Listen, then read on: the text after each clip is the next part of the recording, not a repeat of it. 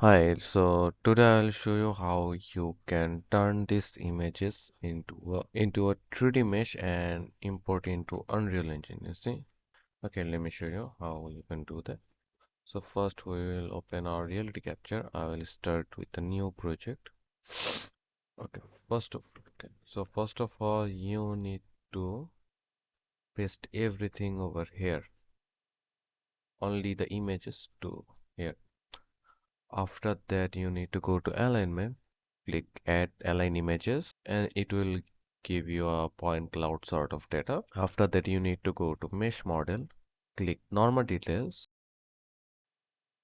Okay, once it's done, I will unwrap the model. So and I will use the maximal texture resolution is 8K and large triangle removal threshold will be 100. Yeah, that every setting is looking good. Just click unwrap. Okay, so our unwrap is done. I will close the unwrap tool. Now I will click the texturing tool.